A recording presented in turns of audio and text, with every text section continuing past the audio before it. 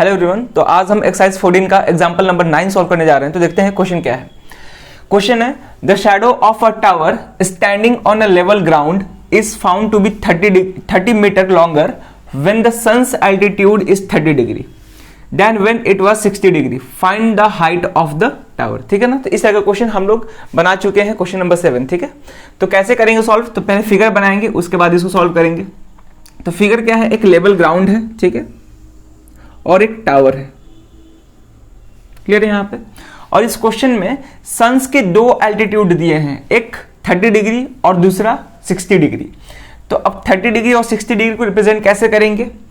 तो मान के चलते हैं कि ये जो एंगल ऑफ एलिवेशन है सन का वो 60 डिग्री है और दूसरा वाला जो एंगल ऑफ एलिवेशन है ये मेरा 30 डिग्री है।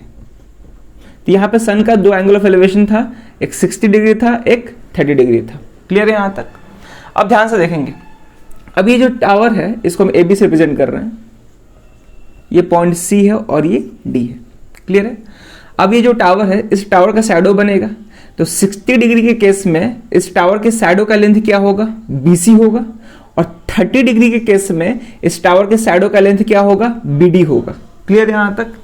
अब एक चीज और हम बताए थे कि जब एंगल ऑफ एलिवेशन ज्यादा होता है तो लेंथ ऑफ शैडो कम बनता है। ठीक है ना, लेंथ ऑफ शैडो कम होता है, और जब एंगल ऑफ एलिवेशन कम होता है तो लेंथ ऑफ शैडो बड़ा होता है। क्लियर है यहाँ पे। तो इस बात को ध्यान में रखेंगे।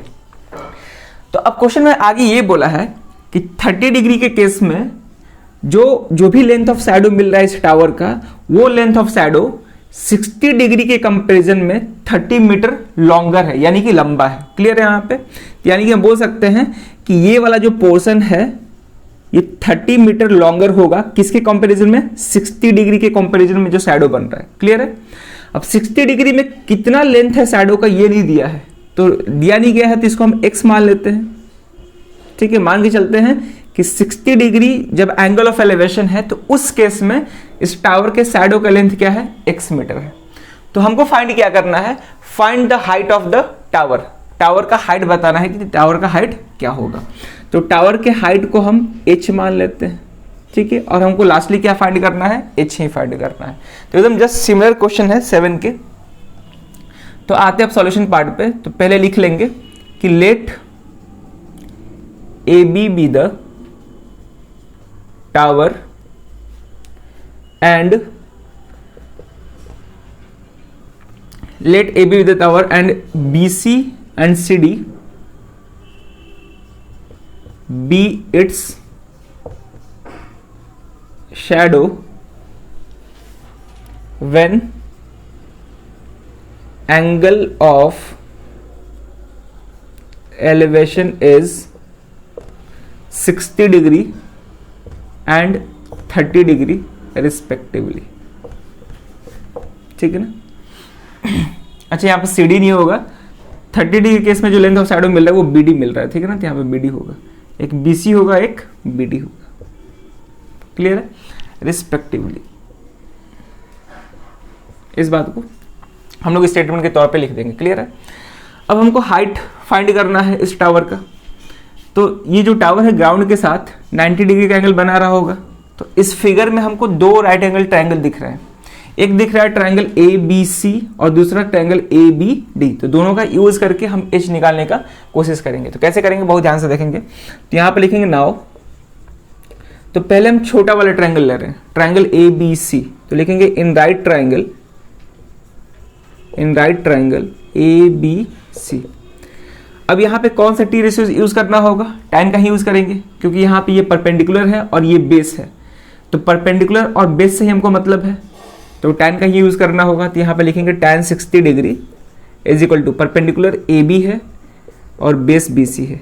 तो यहाँ से tan 60 का वैल्यू क्या होता है, √3 इज इक्वल टू AB को H माने हैं और BC को x मीटर माने हैं, मीटर नहीं लिखे हैं। ठीक है, तो यहाँ से हम x को h के टर्म में ले सकते हैं। तो x इधर आएगा तो ये √3 इधर आकर डिवाइड हो जाएगा, तो x is equal to h/√3। ठीक है, इसको हम इक्वेशन फर्स्ट लेट करते हैं, क्योंकि हमको h ही चाहिए, तो इसलिए हम x को h के टर्म में लिख दिए। अब हम दूसरा ट्रायंगल ले रहे हैं, ट्रायंगल ABD, बड़ा वाला ट्रायंगल। तो लिखेंगे इन राइट ट्रायंगल ABD। ठीक है। इसमें भी tan का यूज करना होगा, तो यहाँ से tan 30 degree is equal to AB upon BD। इस केस में ये बेस पूरा BD होगा। tan 30 का वैल्यू क्या होता है 1/√3, ठीक है। 1/√3 is equal to AB H है, BC क्या हो, अच्छा BC लिखे यहाँ पे, BD होगा, सॉरी, ठीक है। BC इस केस में था, यहाँ पे BD होगा। अब BD किसके इक्वल होगा, BD BC प्लस CD के इक्वल होगा, और BC का लेंथ क्या है x, और ये 30, यानी कि x प्लस 30 हो जाएगा। अब हमको h निकालना, अच्छा पहले क्रॉस मल्टीप्लाई करते हैं। तो क्रॉस मल्टीप्लाई करेंगे तो ये हो जाएगा x प्लस 30 1 के साथ मल्टीप्लाई होगा तो x प्लस 30 हो जाएगा, और यहाँ से h इंटू √3, तो ये हो जाएगा √3h हो जाएगा, ठीक है यहाँ तक। चलो अब हम इसको इक्वेशन सेकेंड लेट करते हैं, ठीक है। अब हम क्या करेंगे कि इक्वेशन फर्स्ट में जो भी x का वैल्यू आया है h/√3, इक्वेशन 2 में उसको x के जगह पे सब्स्टिट्यूट कर देंगे, ठीक है। तो ऊपर क्लीन कर रहे थे, जगह है नहीं तो इधर क्लीन कर दें। अब हम इन दोनों इक्वेशन का यूज करके h निकालेंगे, तो लिखेंगे from equation first and second, ठीक है। तो इक्वेशन फर्स्ट से x का वैल्यू h/√3 इसमें सब्स्टिट्यूट करेंगे, तो यहाँ पे सब्स्टिट्यूट करेंगे तो ये हो जाएगा x के जगह पे h/√3 plus 30 is equal to √3h, ठीक है। अब हम h को एक तरफ भेजेंगे तो इधर हो जाएगा 30 इज इक्वल टू √3h, ये प्लस में इधर जाके माइनस हो जाएगा h/√3, क्लियर है।